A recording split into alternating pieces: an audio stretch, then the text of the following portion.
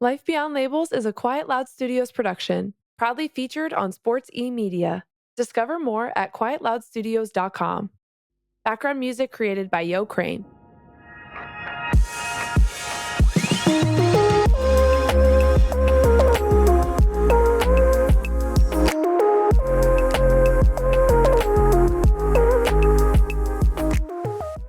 Hello, and welcome back to the Life Beyond Labels podcast. I'm your host, Kelsey O'Connor, and every episode, I just want to start off by saying thank you. I'm so grateful that you're here. So today, I want to talk about labeling the voice in your mind. And I also have 10 tips for improving the way that you talk to yourself, which leads me into two questions about this topic. Number one, is the voice in your head kind? And number two, where are you seeking your validation? Who are you seeking your validation from? So when I was in middle school, I was very self-deprecating. I was flat out mean, not to anyone else. If you were to ask anyone else that I went to school with growing up, I think they would tell you that I was really nice. That's what I think. But I was really, really mean to myself.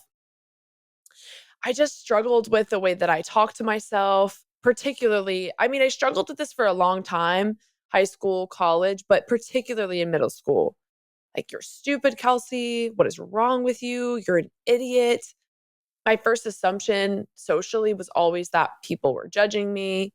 They didn't actually want to be friends with me. They were just being polite. And just some of the, things that you tell yourself that may or may not even be true. But I struggled with that. Probably like anyone in the world, I was insecure.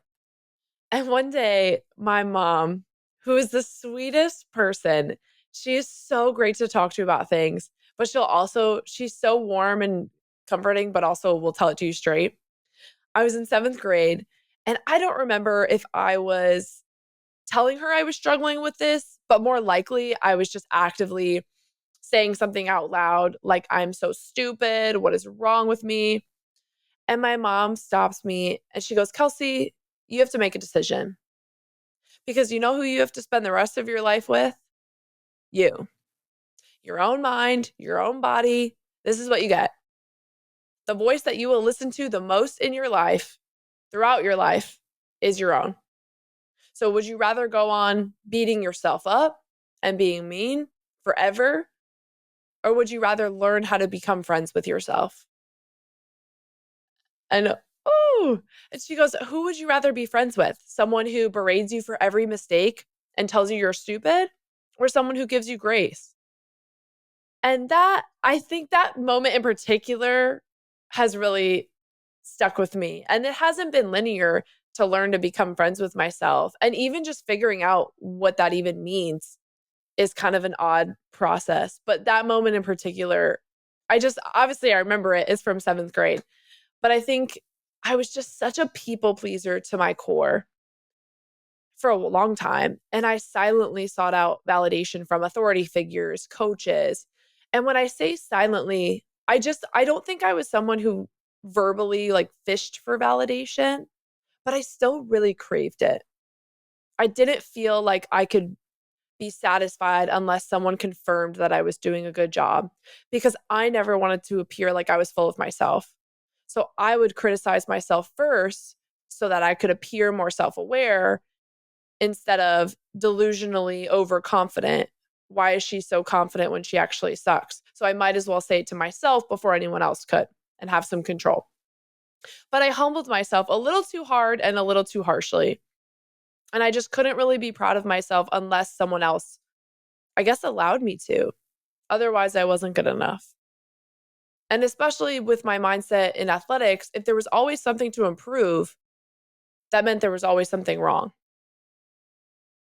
So I had some coaches growing up, some of them, just a handful, who told me early on that I wasn't good enough to play. I wasn't going to be strong enough. I really hadn't grown into my body. And just that they didn't think I could do it. And we hear that, with a lot of athlete stories. And then I had other coaches, so many coaches, who really did believe in me and just were really positive and told me I had the tangible and intangible qualities to be successful. And when I look back at those people who believed in me, I really learned to be somebody who believes in someone else. Because first of all, if we don't know how it's going to go anyways, or how it's going to work out, you might as well believe in the best. Why not believe in the best possible scenario until it's actually confirmed or until you're the decision maker? I remember I was in the car once and I was in the car with my dad. My dad and I spent a lot of time in the car together. I was in the middle of my recruiting process, freshman or sophomore year. And he goes, Kels, don't let anyone tell you a school is too big for you, not even me. And I was someone who held on to this mindset for a long time. If someone told me I couldn't do something, I was going to prove that I could. And so I really felt the impact of people believing in me. And then I also felt the impact of learning from some of those early moments in middle and high school to be somebody who believes in someone else, but then to be that person for myself. And ultimately, one of the greatest things that I feel like I've gained throughout some of the particular challenges in my life is my confidence. And sometimes it's fake confidence. It has to be, or delusional confidence, but confidence, because you're the expert on you. And in order to stay grounded, you have to spend time with yourself. You have to know yourself. And so I've done a lot of that. I spend a lot of time in solitude, journaling, sitting quiet, and I'm not an expert, but I am someone who went from being painfully shy and insecure to feeling really confident. And I know how powerful that can be. So I just want to offer some ways of thinking that really helped me become less of a people pleaser and just more fulfilled with my own internal validation. So these are 10 ways that really helped me change my way of thinking, I guess you will, and be kind to my mind and shift the voice in my head. Number one is to go from negative to neutral and then neutral to positive. So sometimes positive affirmations can seem really flowery. A few years ago, if I was messing up, the last thing that was going through my mind would be, you're great, you got this, whatever, positive stuff. I believe in affirmations. We'll get to that. I believe in them. But as someone who is in a deep self frustration spiral, positive affirmations is like going from 0 to 100. And there's this weird line in performance, whether it's athletics or whatever it is. And I'm glad it's starting to change, but it's like you have to be frustrated enough so that people know that you care, but you have to be calm, cool, and collected enough for people to know that you're confident. And that was always a really weird balance to achieve. But in any case, I got really great advice and was told to hone in on going from negative to neutral if I couldn't make the jump from negative to positive. So instead of actively tearing myself down for a mistake, I would focus on neutral language and even saying that out loud. So let's say you're late for work. And as you're running out the door, you go, oh my gosh, I'm an idiot. I'm going to be late. Why can't I wake up early? My boss is going to be pissed. And in that moment, if you can't convince yourself that it's going to be okay, that you're a good employee, whatever it is, focus on the neutral. Grab your keys, drive safe, eyes on the road, keep driving, get to work, and keep yourself as present and neutral in whatever your task at hand is as possible. And that really will help you avoid going down the spiral and instead focus on what you can control in the moment.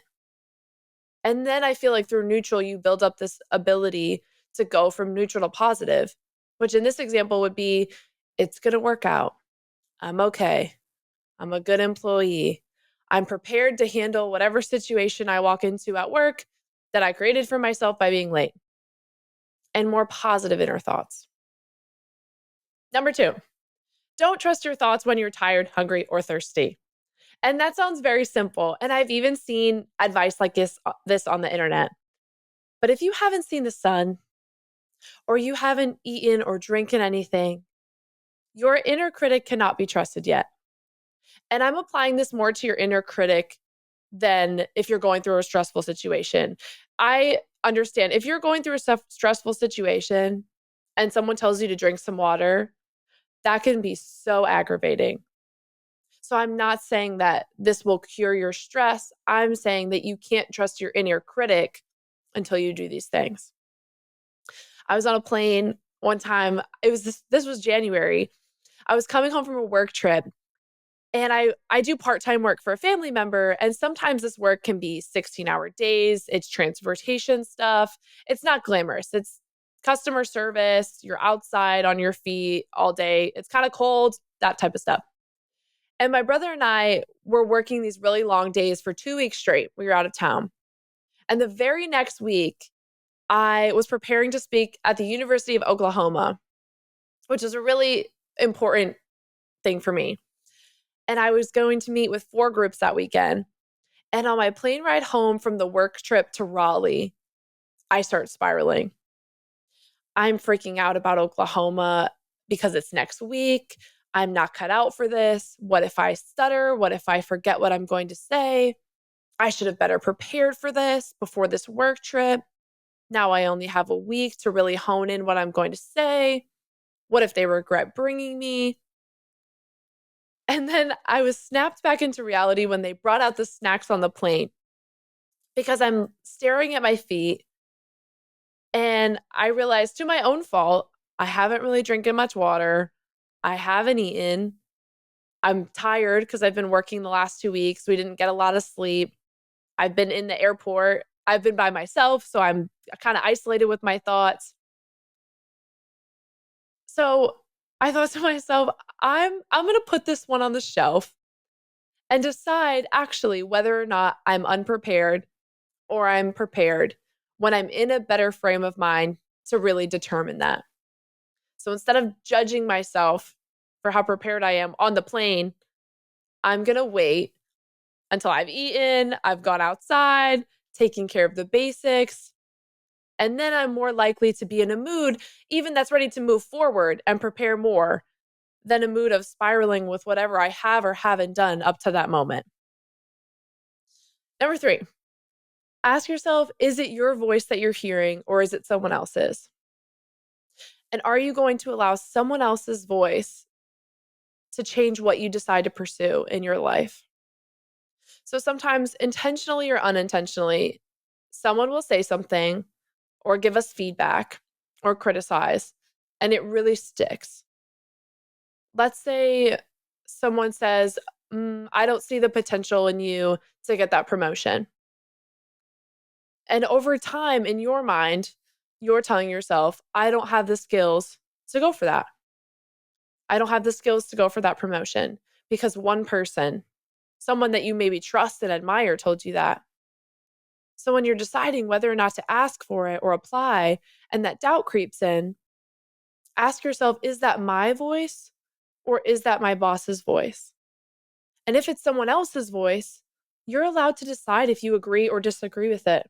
That's an opinion, it's not a fact. And you can take it into consideration, but don't let one person determine what you even try. I remember, I don't know if I should share this, but someone said something really mean to me.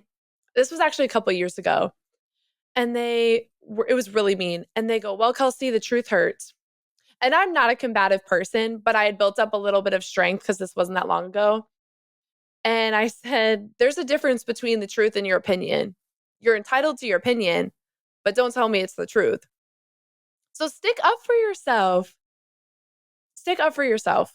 Know whether or not it's your voice or someone else's. And number 4, if it is your voice, give it a name and disassociate with the negative one. We can't control our initial thoughts. And I actually am writing a paper right now on cognitive behavioral therapy.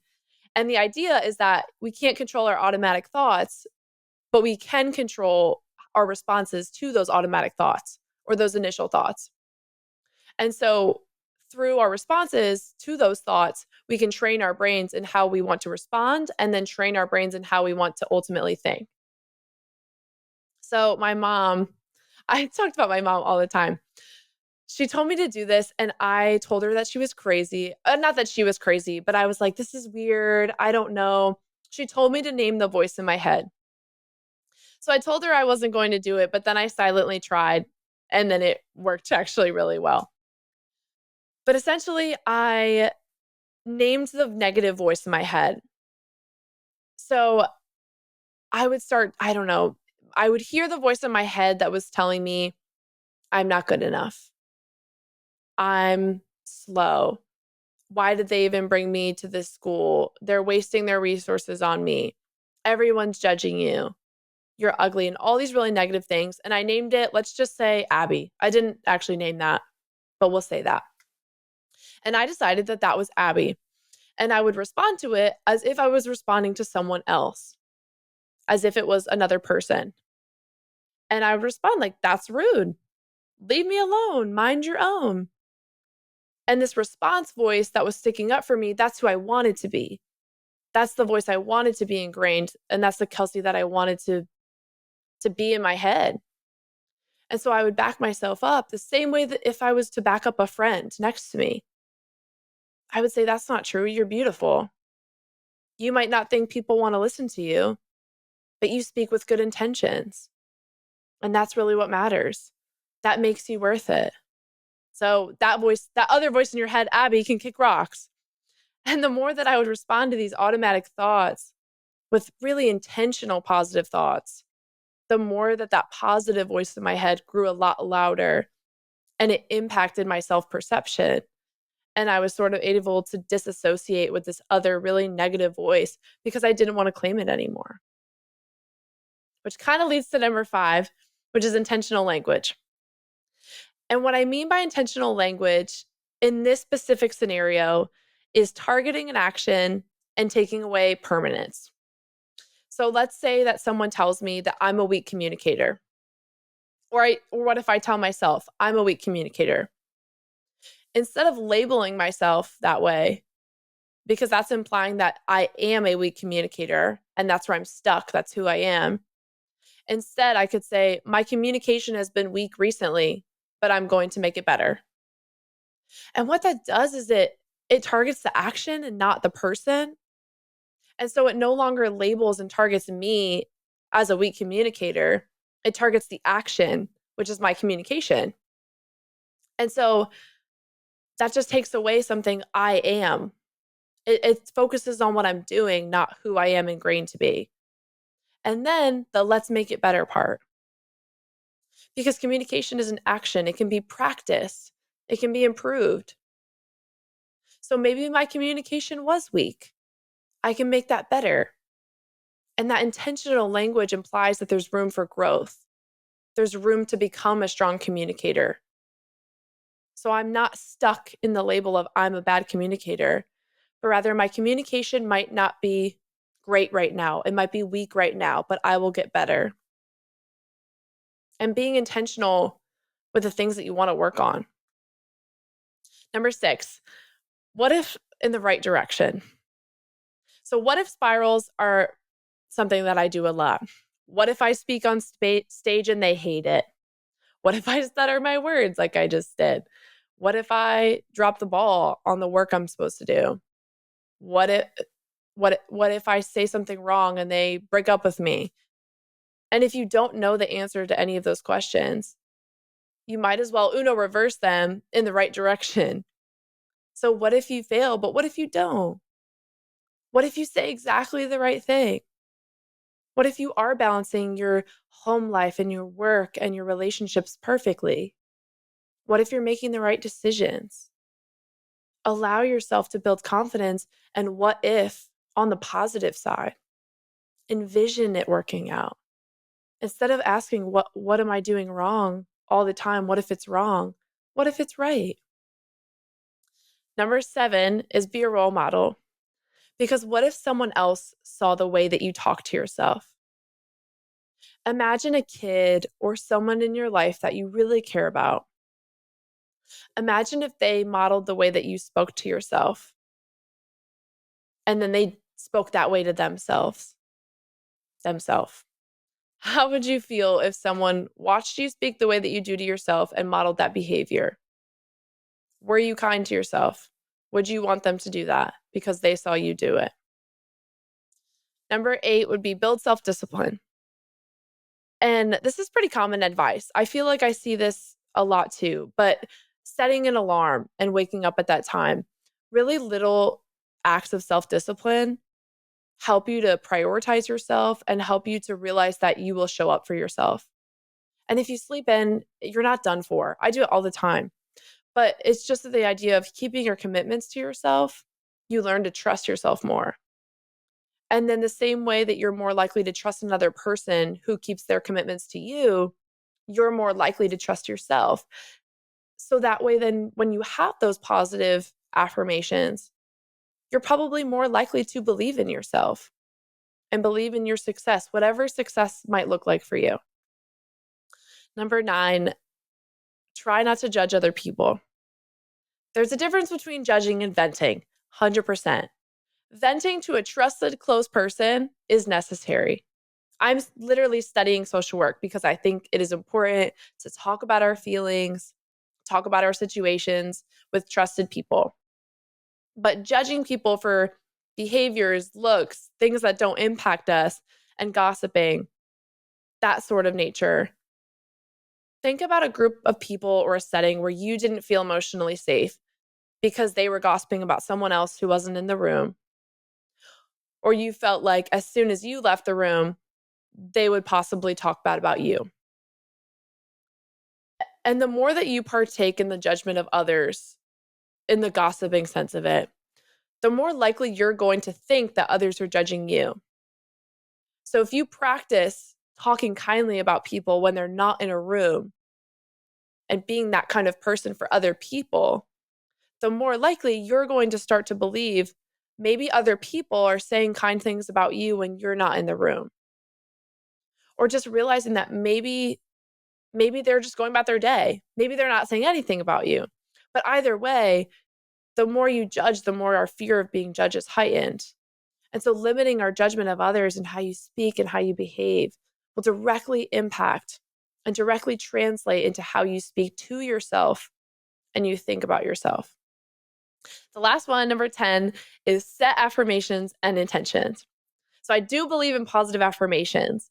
I really do believe that they work if you do them routinely and if you give yourself evidence. So if I say I'm intelligent, I think of a time that I problem solved really well. Or if I write I'm funny, I think of a time I made someone laugh. Make an affirmation list, say it in the mirror, and just try to do that repetitively because it really takes time. You won't always believe it, but it does help you. And the last is decide your intention. For me personally, just my personal life, my faith guides my intentions. And I know that my intentions are just to be a good, loving person. Or when I gave my speech, my intention was truly to deliver a positive message and celebrate the people around me. And so when I receive judgment for some of these things or some of the things that I say in my speech or whatever, knowing my intention was pure and really deciding on that beforehand keeps me grounded if I do receive negative judgment when people comment on my appearance or my voice or whatever that may be. And the original reasons for why we do things helps me to stay grounded.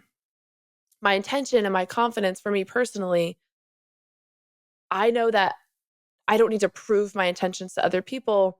If for me, my faith, I know that God knows my intentions. And just for me personally, I know my intentions. And so just it helps you keep a direction. So my applicable takeaway, I guess, when it comes to labels is to weigh the thoughts in your head and really decide if there's evidence for them. You're the expert on you. You're the person you will spend the most time with. And so I know this was a processing out loud type of episode, but I really, really hope that these practices might help you to be kind to your mind today. Be kind to your mind, be kind to yourself, and learn to be friends with yourself one day at a time. Thank you so much for listening to this episode of Life Beyond Labels, and I hope that you will join us for other episodes in the future. Have a wonderful day.